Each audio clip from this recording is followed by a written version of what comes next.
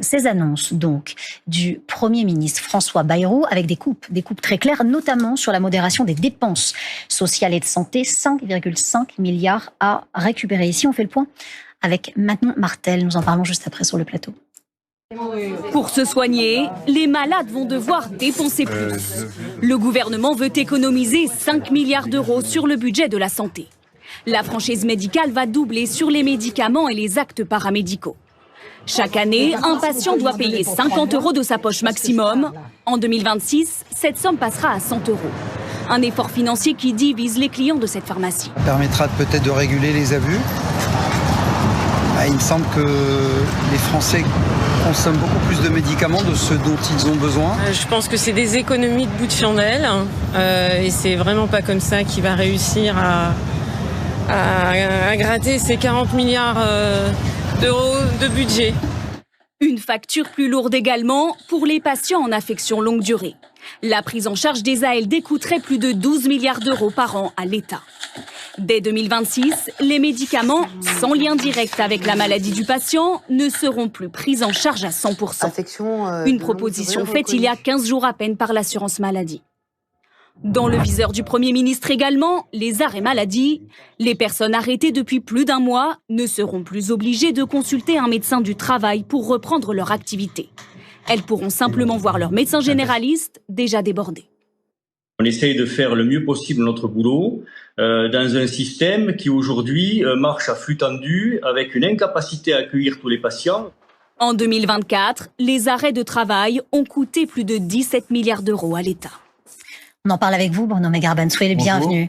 Vous êtes chef du service de réanimation à l'hôpital Lariboisière. En distance avec nous, Arnaud Schiss, médecin anesthésiste, président fondateur du collectif Santé en danger.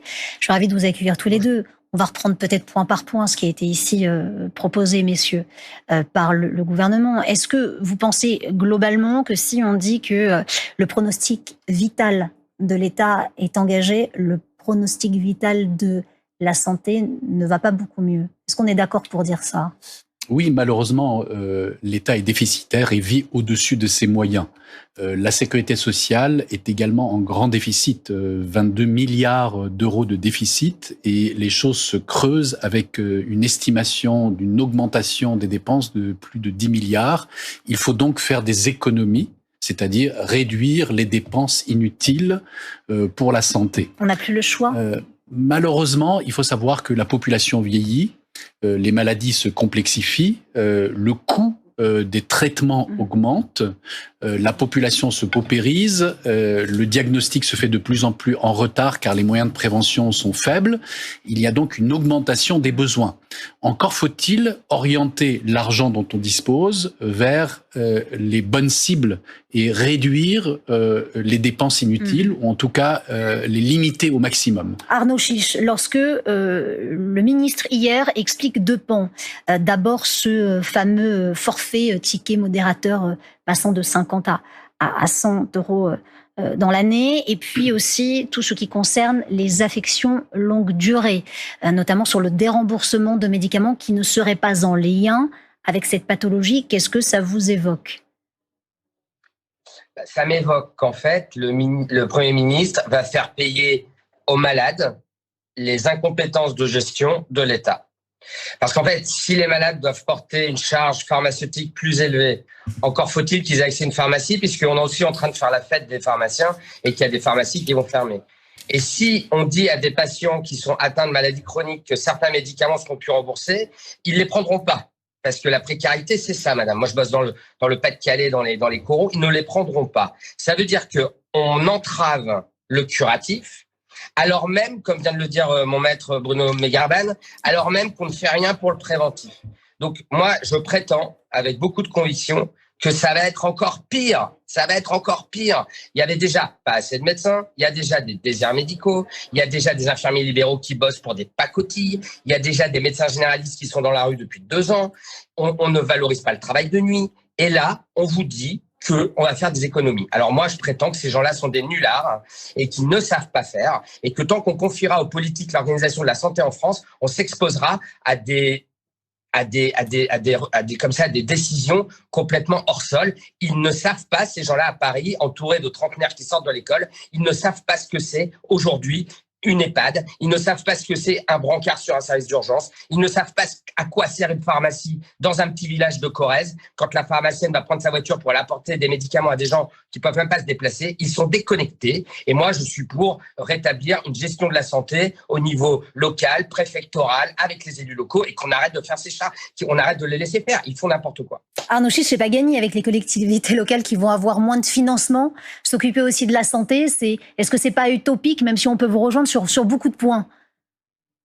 En fait, moi, je prône une dépolitisation totale, en tout cas une dépolitisation parisienne de l'organisation de la santé des territoires. Mais je suis sûr d'avoir raison, madame, je suis sûr. En fait, oui, c'est pas gagné, mais c'est parce qu'aujourd'hui, on sanctuarise pas.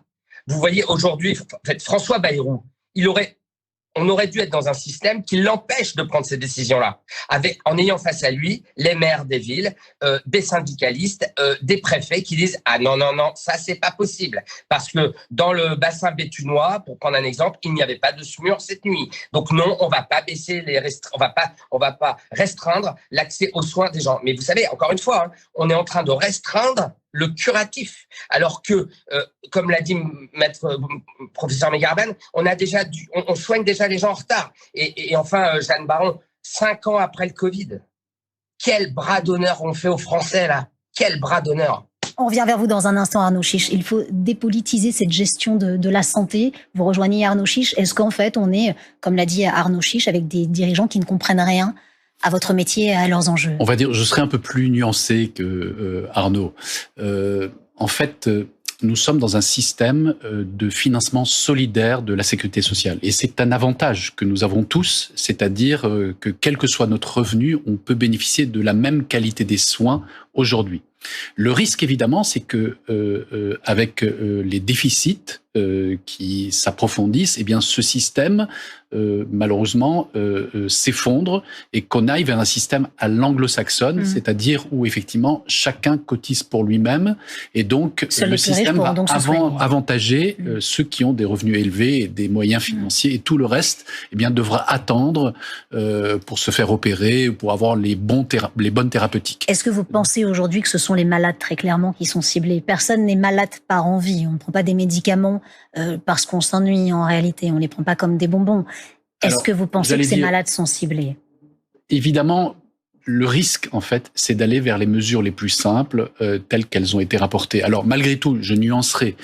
Il n'est pas question, de ce que j'ai compris, de faire sauter le système ALD d'affection de longue durée. Par contre, de limiter un certain nombre de dépenses qui ne sont pas directement liées à l'ALD, même si, évidemment, c'est toujours difficile de faire la part entre... Alors, j'allais vous poser la question. Lorsqu'on est malade de longue durée, qu'on a donc des pathologies associées, comment est-ce qu'on peut considérer que ce médicament précis que l'on va prendre est un médicament pour notre pathologie longue durée et qu'un médicament annexe, avec tout ce que cela peut inclure, une pathologie longue durée, on le sait, ne sera pas pour cette pathologie? Vous avez raison. C'est très dur à jauger. C'est pas très simple. Est-ce que ça reviendra encore une fois aux médecins avec ce poids à faire porter sur leur dos? Probablement, en tout cas à la sécurité sociale. Mais c'est vrai que si vous avez un cancer, effectivement, donc pour le moment, il n'est pas question de dérembourser le coût des traitements, donc notamment la chimiothérapie. À l'inverse, effectivement, si vous développez une infection virale, une grippe, alors que vous êtes soigné pour un cancer, c'est peut-être les médicaments qui vont soigner votre grippe qui seront déremboursés.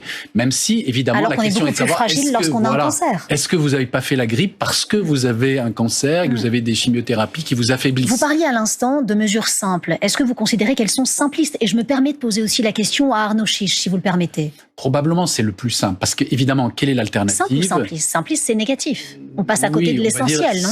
Voilà. Quelle est l'alternative? C'est effectivement de réduire un certain nombre de dépenses, notamment liées à des organismes de contrôle qui ne servent pas à grand-chose, un certain nombre de missions, notamment dans les ARS, qui sont probablement inutiles, coupées des réalités de terrain et qui coûtent très très cher. L'ARS utile toujours pour vous? On avait Yohann Gillet du Rassemblement National à l'instant sur ce plateau qui disait l'ARS ne sert pas vraiment. Sur un certain nombre de missions, oui, très clairement. Ne serait-ce que épidémiologique, car sinon, évidemment, il n'y aurait pas de suivi d'un certain nombre de maladies, notamment de transmissibles.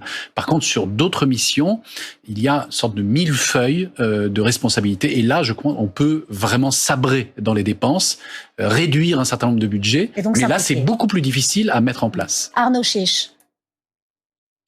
Allez-y. Sur le sujet des ARS, vous savez, le Premier ministre, il a pris en exemple l'Allemagne hier dans son discours. Mais il n'a pas été jusqu'au bout du raisonnement, parce que s'il avait véritablement été jusqu'au bout, il aurait aussi dit qu'en Allemagne, l'administration dans la santé coûte 30% moins cher qu'en France. Ça, c'est le premier point. Les ARS en France, c'est 1 milliard par an de fonctionnement. Or, elles font toutes la même chose. Elles font toutes la même chose. Il y a un non-sens également dans cette organisation. Moi, j'ai un profond respect pour Bruno, il le sait. Mais je suis moyennement d'accord. Si on commence à parler des dépenses, moi, j'ai assez envie de demander, alors on se transforme en populiste, hein. Combien ça a coûté de nettoyer la Seine pour pouvoir se baigner 2 fois dedans? Combien ça a coûté les festivités avec le roi d'Angleterre? Voilà. Vous comprenez, j'ai quand même le sentiment qu'on va chercher aujourd'hui, on va taper sur quelque chose d'essentiel, alors même qu'on fait un peu peur aux Français en leur disant qu'il y a un risque géopolitique important avec la Russie. On sait aussi qu'il y a un risque climatique très important et on voudrait faire croire aux Français que c'est pas grave, on peut quand même réduire la capacité de soigner les gens et donc un jour des militaires et puis peut-être des gens victimes du climat. On sait que le climat, la pollution climatique entraîne bon nombre de maladies. Moi, je suis sidéré, choqué qu'on ne sanctuarise pas les budgets de la santé, étant entendu qu'on a en plus besoin d'argent. Donc le drame, c'est qu'en plus, on va pas investir. Alors quand on sait qu'il manque des infirmières partout, il manque 10 millions de médecins, mais 10 millions de médecins, il y a 10 millions de Français qui n'ont pas de médecin généraliste. Et là, on est asséché alors qu'on était déjà assoiffé. Moi, je suis effrayé. Bruno Megherben, vous voulez réagir? Je suis tout à fait d'accord avec Arnaud. Effectivement, le déficit de budget de la sécurité sociale, ça n'est que de 22 milliards sur 3300 milliards de dettes. Donc évidemment, vouloir régler le problème du déficit de la France uniquement en jouant sur le budget de la sécurité sociale, c'est compliqué. Ça ne va pas le faire. Donc à côté, évidemment, il va falloir sabrer dans beaucoup de domaines. Il y a d'autres solutions. Je crois que voilà, il y a un plan 5,5 global, milliards néanmoins de diminution des soins. Malgré tout, la sécurité sociale se veut d'être autonome et se doit une certaine rigueur. Et on s'en rend compte tous les jours, il y a des excès. Oublié, Bruno Megherben, mais voilà, vous parlez de ça, on y vient. Est-ce qu'on a oublié que la santé n'était pas gratuite? Est-ce que vous pensez qu'en cela, le gouvernement veut nous, je n'aime pas ce terme, donc je vais mettre des grandes guillemets, nous responsabiliser? On en veut pour preuve la ministre de la Santé, Catherine Vautrin, qui explique que maintenant, quand on ira dans une pharmacie, il faudra payer au comptoir. Qu'on ait une mutuelle ou pas, on avance les frais. Est-ce que vous pensez que c'est une bonne mesure de payer au comptoir? C'est aussi la question de la santé pour tous qu'on évoquait avec vous il y a un instant, et ceux qui pourront se payer ou non la santé. Oui, tout à fait. Je crois que le gouvernement fait le pari de la responsabilité de tout le monde, de la responsabilisation et des efforts solidaires. Oui, effectivement, la santé a un coût, ce coût augmente, il faut en être conscient. On estime que par Français, il y a une dépense de l'ordre de, 3 600 € par an. Et finalement, le restant dû que l'on paye de notre poche est de l'ordre de 270 € par an. Donc, j'allais dire, en payant 270 € par an, on peut estimer, si on a des soins de qualité, que les choses sont plutôt bien faites. Mais il est vrai qu'on peut, parce que le déficit va augmenter, on peut réduire un certain nombre de dépenses inutiles. Pour exemple, à mon avis, les arrêts de travail qui sont très excessifs. Et au bout de 18 mois, les études ont montré que 50% des arrêts de travail prolongés sont totalement injustifiés et pourraient être réduites. Et je crois que dans ce domaine, oui, il faut réduire les dépenses. Car malheureusement, si on ne fait rien, ne serait-ce puisque moi et Arnaud travaillons dans un hôpital, le système hospitalier va dans le mur et on devra économiser sur d'autres soins qui, eux, sont indispensables. Et déjà, on s'en rend compte, un certain nombre de soins qui sont estimés non rentables par les hôpitaux sont freinés malheureusement. Arnaud Chiche, moins de 30 secondes. Je vous donne le mot de la fin. Pour vous, le gouvernement a toute sa copie à revoir, notamment sur la santé. Vous nous le confirmez? Oui, il y a toute la carte mère de l'approche des politiques sur le système de santé à revoir. Ils ne savent pas faire. Ça va pas. Ça, Sciences Po, je sais pas qui ils ont comme prof, ils sont nuls. Ça, c'est le premier point. Bruno l'a dit. Et on est en train de basculer vers un système à l'américaine. Ça se saurait si c'était un système égalitaire. Troisièmement, merci François Bayrou. Plus que jamais, les soignants vont s'unir au sein du collectif Santé en danger qui existe depuis 5 ans. Et on va continuer à interpeller la population et il va finir par se faire censurer. Et il se fera censurer aussi parce qu'il se sera mis les soignants à dos. C'est assez triste et misérable. Merci beaucoup Arnaud Chiche. Merci à vous Bruno Megherben. Merci à vous de nous avoir suivis. Je vous donne rendez-vous demain sur ce plateau, même heure, même endroit, 11h.